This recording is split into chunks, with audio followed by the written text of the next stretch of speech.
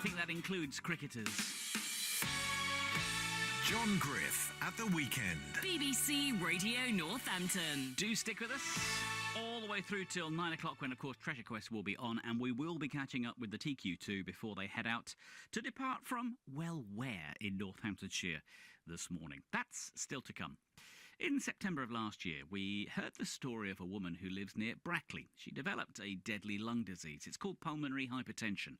She, at the time, told us about the effect it was having on her life. Prior to this, I was very, very active. I was a primary school teacher. I taught little 5-year-olds, so I was constantly surrounded by little children, running around after them, doing stuff. And then you go from doing that one day, and then the next day, I'm like lying on my sofa and I can't really do anything. And basically I spend all my time now in my house, pottering around, maybe making myself some food, hanging out with my dog. Thank goodness I've got a dog to keep me company. If I move around or do anything, I have to use oxygen, which you probably can hear now. If I go outside, I have to use a mobility scooter because I just can't walk anymore. That little sound in the background, the sound of the machine that was feeding Sarah Marshall, for it is she, with the oxygen that keeps her alive. So, pulmonary hypertension. Of course, it's not just Sarah that effectively suffers with the condition. So too does her family, and I suppose you could say her friends as well. Sarah's husband wanted to do something to help the organisation which supports people like Sarah. It's called PHA UK. He didn't just go the extra mile. Earlier on this week, certain people have been saying that they're going to run the London Marathon later on this year, 26 miles and a few hundred yards. Well, Phil certainly went the extra mile. 268 miles of mountain, moor and hill in an event which is called Britain's Most Brutal Race. Phil Marshall successfully completed the Mountain Spine Race and joins me right now. Phil, good morning. Good morning, John. First of all, how's Sarah? Yeah, she's not too bad at the moment. So she was having a bit of a tough time before Christmas, but yeah, she's sort of fairly stable now, fairly continuous. She's still, as I think last time she spoke to you a few months ago, she's still waiting for a lung transplant. So we're still constantly waiting by the phone for that phone call to go in to get a new set of lungs. But yeah, generally she's okay. And is it fair to say that, as I was in the introduction saying, that the whole family is affected when one member of the family contracts a condition like this? Yeah, absolutely. It certainly affects us all, and you have to, as a team, as a family, you have to adjust your lifestyle, adjust what you do on a day-to-day basis, and it changes how you plan your activities and where you can go on holiday and things like that. And certainly since she's been on the transplant list, we have to stay within, or certainly Sarah has to stay within striking distance of the hospital in London the whole time. So yeah, that actually meant that she wasn't able to come up and see me while I was running last week at all, which was a bit of a shame, I think, for both of us. But I'm sure that brings pressures to all concerned. It must have been what spurred you on to take on this, well, what some would describe as a lunatic challenge. 268 miles? Yeah, well, it certainly felt like that while I was running it. Yes, so it was certainly something that was in my mind the whole time, and yeah, there were plenty of dark times while I was running where it felt tough, and I was wondering if I was going to be able to carry on, and knowing that I had that motivation constantly, that I'm raising money, raising awareness for this charity. It constantly spurred me on and gave me that little bit of an extra motivation to keep going and to keep putting one foot in front of the other throughout the time. I mentioned mountains, moors and hills. I didn't measure out the conditions that you had to run under. So just how bad was it for you? Oh, it was brutal. I mean, it was truly brutal. I've spent a lot of time in the mountains, the hills in Britain and in one or two other countries, but some of the conditions that we faced last week were really something else. We had, early on in the week, we had 24 hours of solid, continuous wind and rain, which just gets all of your kit soaking wet, and you get mud and grit and dirt everywhere, and that ended up, all the grit in my shoes got me some pretty nasty blisters. So for the last 150 miles, I had my feet were pretty heavily bandaged up by the medics who took care of us.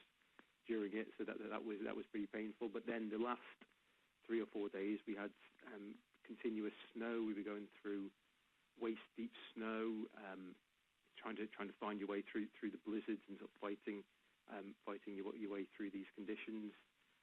I've never even got close to having to wear ski goggles on while walking or running in the hills in this country, but there were several occasions on last week that they were absolutely essential, because you just couldn't keep your eyes open without goggles to protect your eyes. Phil, you're really selling this for potential runners to take part in the event in the future. I mean, for lots of people, the London Marathon is the summit of their athleticism. But this is 10 times that. What mindset do you have to start the race, never mind finish it? I think throughout the race, I didn't at any point really until the very end think of the finish and think of getting to the end of it. I just would constantly set myself small goals. And every 50 miles or so, for example, you got access to a kit bag where you could get food and dry clothes and things like that. So quite often I would be focused solely on just getting to that.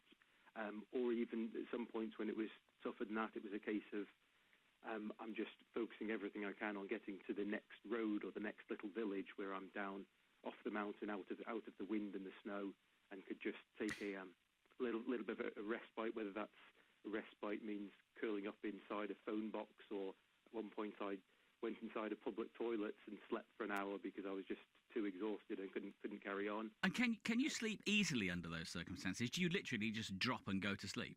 I'll tell you what, John, when you've not slept for 3 days and you've been running constantly, you can sleep pretty much anywhere.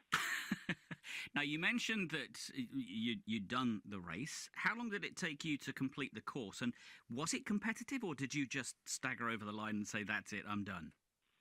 So it is a race. So the guys at the front of the field, there's quite a wide international contingent of the winner was from the Czech Republic, and there's various other international endurance athletes take part. So at the front of the race, it very much is a competitive event.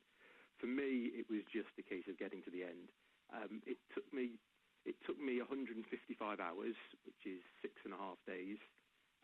So that was quite a bit longer than I was hoping for, mainly due to the conditions. But I was just pleased to finish. I mean, more than half of the people who started didn't make it to the end. The people dropped out right from the front. You had previous winners, people leading the race dropped out, and it was really throughout the whole race, the conditions were pretty brutal and pretty demanding. Sarah's on her journey. You've completed one journey, and the idea was to support PHA UK, which is the charity that supports Sarah. Are you still fundraising? How much have you raised?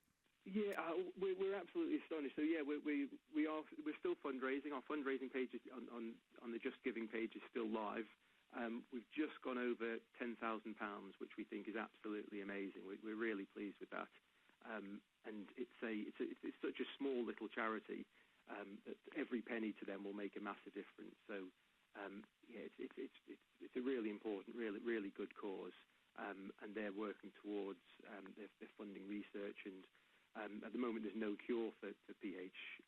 So the ultimate goal really will be to research and find a cure to be able to improve the lives of the people who've got the disease. Well, good on you. The fundraising page is still live, so we'd love for anybody who can spare a few pounds to donate. Good on you for what you've done so far. What does your wife think about you doing all of this? I think she found it pretty tough last week.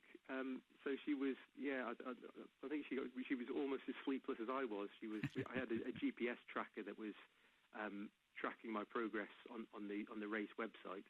So I think she spent pretty much the whole week glued to a computer watching me and looking at the weather forecast and worrying about when I was being caught out in the blizzards and the snows, and just hoping that I got back safe. But so I think she found it quite a tough week following it from a distance as well. I can well believe it. Phil, it's a real pleasure to talk to you. I hope the blisters heal up in the near future. Give all our best to Sarah. And will you do this again, or have you now ticked this off for life? Oh, it's far too soon to start thinking about anything that comes next, to be honest. It's still taking me, I mean, it's nearly a week since I've finished. I'm still sort of processing it in my mind, and my feet are still pretty sore, and I'm still catching up on sleep. I was in bed by about 7:30 last night. And enjoy a bit of a lie-in tomorrow morning. Real pleasure to talk to you. Thanks for taking the time. That's great. Can I just give the Just Giving website for Of course you can. If that's all right. So well, the easiest way is if people just Google Just Giving Phil Marshall, or go to justgiving.com and search for Phil Marshall on that. There's a link to my spine race, 268-mile race. 200. I'm still reeling at the thought of 268 miles. I'd have difficulty. So am I, to be honest. 268 feet would do me, but 268 miles really is going the extra mile. Phil, all the best. Thanks for talking to me. No worries. Thanks a lot. Northamptonshire weather. BBC Radio Northampton. Imagine running and racing in those conditions. Wow. Imagine running and racing in these conditions. A wet start to Saturday across the county.